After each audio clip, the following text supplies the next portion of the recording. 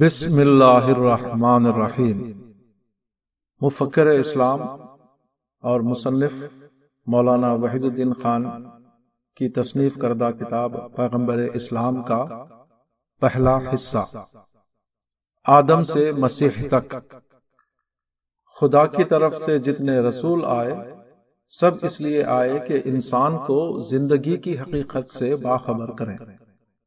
یہ حقیقت کہ موجودہ دنیا کی زندگی انسان کی ابدی زندگی کا صرف ایک امتحانی وقفہ ہے۔ کم و بیش 100 سال یہاں زندگی گزار کر ہم اپنی مستقل دنیا میں داخل ہو جاتے ہیں، جہاں خدا کے وفادار بندوں کے لیے جنت ہے اور اس کے نافرمان بندوں کے لیے جہنم۔ آدم علیہ السلام پہلے انسان بھی تھے اور پہلے رسول بھی۔ اس کے بعد حضرت مسیح علیہ السلام تک مسلسل خدا کے پیغمبر آتے رہے۔ ابو امامہ کی روایت میں آیا ہے کہ ابو ذر غفاری نے نبی صلی اللہ علیہ وسلم سے انبیاء کی تعداد کے بارے میں سوال کیا۔ آپ صلی اللہ علیہ وسلم نے فرمایا 1,24,000، ان میں 315 رسول ہوئے۔ روا احمد و ابن راہویہ فی مسند، یحما و ابن حبان فی صحیح والحاکم فی المستدرک۔ خدا کے ان نمائندوں نے مختلف قوموں اور آبادیوں کو اس حقیقت سے باخبر کیا اور خدا سے ڈر کر زندگی گزارنے کی تلقین کی، مگر انسانوں میں بہت کم ایسے لوگ نکلے جو اپنی آزادی عمل کو خدا کے حوالے کرنے کے لیے تیار ہوں۔ حضرت یحییٰ کو کوئی ساتھی نہیں ملا اور وہ قتل کر دیے گئے۔ حضرت لوط نے اپنی قوم کو چھوڑا تو ان کے ساتھ ان کی صرف 2 لڑکیاں تھیں۔ حضرت نوح کے ساتھ ان کی کشتی کا قافلہ توریت کے بیان کے مطابق صرف 8 افراد پر مشتمل تھا۔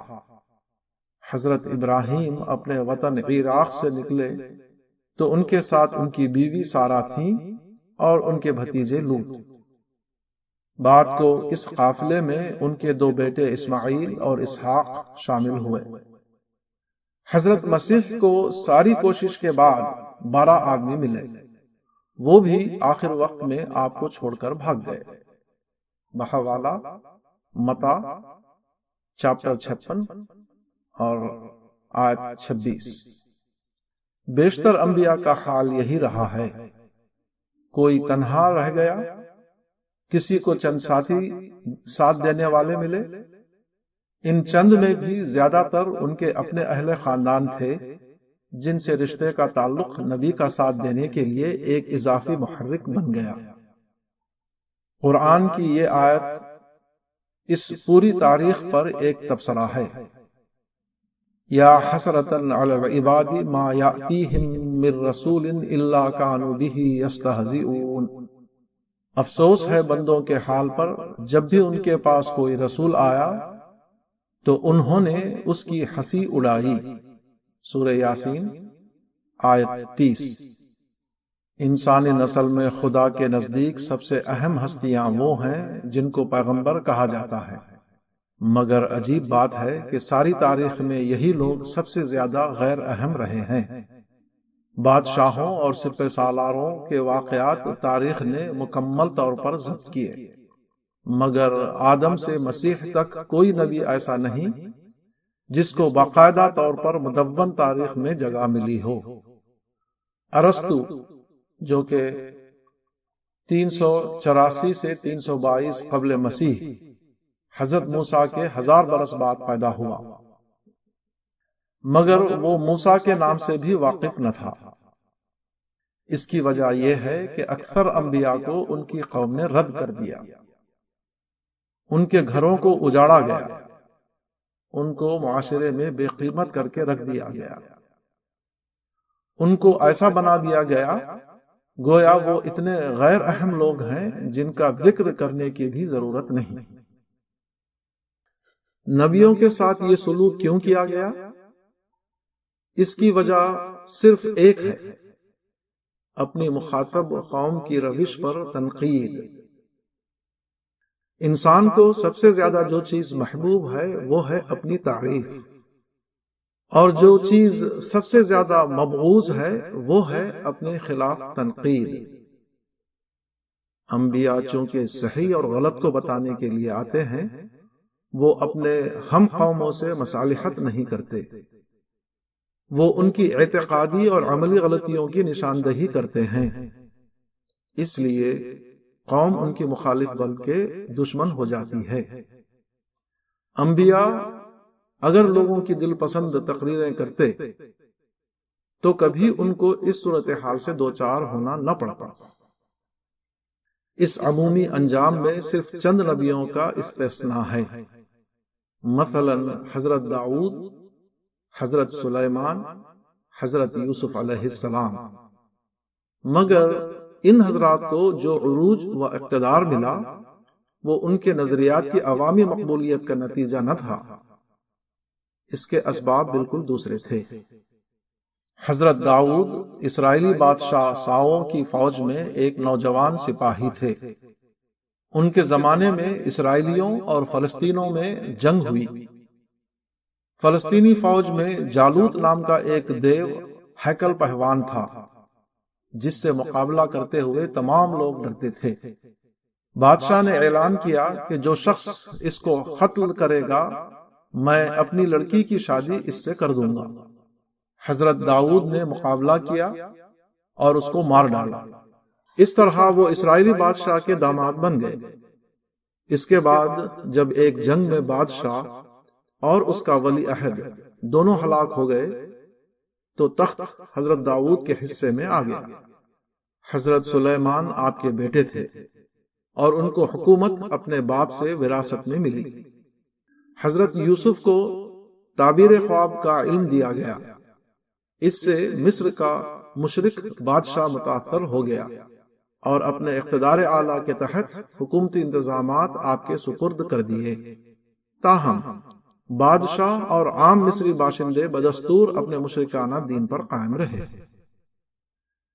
اس صورتحال کا نقصان صرف یہی نہیں ہوا کہ ہر دور کی بیشتر آبادی خدا کی نعمت ہدایت سے محروم رہی، اس سے بڑا نقصان یہ ہوا کہ کوئی پیغمبر خدا کی طرف سے جو کتاب اور پیغامات لے کر آتا تھا، اس کے بعد اس کو محفوظ رکھنے کا سامان نہ ہو سکا، کیونکہ پیغمبر کے بعد اس کے تبعین ہی اس کو محفوظ رکھ سکتے تھے، مگر وہ یا تو حاصل نہیں ہوئے یا اتنے کم تھے کہ سماج کے علی الرغم کلام الہی کی حفاظت نہ کر سکے۔ خدا جس کا علم ازل سے ابد تک پھیلا ہوا ہے، جو آنے والے مستقبل کو بھی اسی طرح دیکھ رہا ہے جس طرح گزرے ہوئے ماضی کو، اسے انسانیت کا یہ انجام معلوم تھا، اس لیے اس نے پہلے ہی یہ مقدر کر دیا تھا کہ پیغمبرانہ دور کے آخری مرحلے میں وہ اپنا ایک خاص نمائندہ بھیجے گا۔ اس پیغمبر کو دعوت دین کے ساتھ اظہار دین کی نسبت بھی حاصل ہوگی۔ اس کو یہ نصرت خاص دی جائے گی کہ وہ ہر حال میں اپنے مدعوین پر غلبہ حاصل کرے اور ان کو حق کے آگے جھکنے پر مجبور کرے۔ خدا کی فوج اس کا ساتھ دے کر اس کے مخالفوں کو زیر کرے گی تاکہ خدا کا دین ہمیشہ کے لیے مضبوط بنیادوں پر قائم ہو جائے اور خدا کی کتاب کی حفاظت کا مستقل انتظام ہو سکے۔ بائبل کے الفاظ میں جس طرح سمندر پانی سے بھرا ہوا ہے، اسی طرح زمین خداوند کے جلال کے عرفان سے معمور ہو۔ بحوالہ حبقوق چیپٹر 14 ورس 2۔ اللہ تعالیٰ نے اپنے اس منصوبے کو بائبل کے شہادت کے مطابق ہزاروں برس پہلے مختلف انبیاء کے ذریعے ظاہر کرنا شروع کر دیا تھا۔ چنانچہ بتا دیا گیا تھا کہ وہ نبی عرب کے صحرائی جغرافیہ سے اٹھے گا وہ بنی اسرائیل کے بقیہ گھرانے یعنی ان کے بھائیوں بنی اسماعیل کی اولاد سے ہوگا۔ وہ حضرت مسیح کے بعد آئے گا۔ اس کے ساتھ ہی خدا کے خریدے ہوئے کہلائیں گے۔ جو قومیں ان سے ٹکرائیں گی پاش پاش ہو جائیں گی۔ ازلی پہاڑ یعنی ایران و روم جھک جائیں گے۔ اس کی سلطنت خشکی سے لے کر بحری ممالک تک پھیلی ہوئی ہوگی وغیرہ۔ موجودہ بائبل اگرچہ ترجمہ اور الحاقات کے نتیجے میں اصل بائبل سے بہت مختلف ہو چکی ہے، تاہم آج بھی کثیر تعداد میں اس کے اندر ایسے بیانات موجود ہیں جو ایک غیر جانبدار آدمی کے لیے آنے والے آخری نبی کے سوا کسی اور ذات پر صادق نہیں آتے۔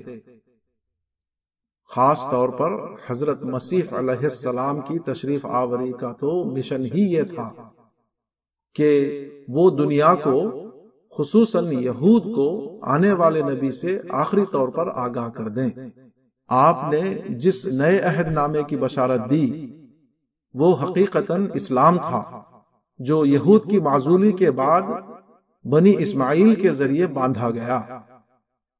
انجیل نئے عہد نامے کی بشارت ہے، نہ کہ خود نیا عہد نامہ۔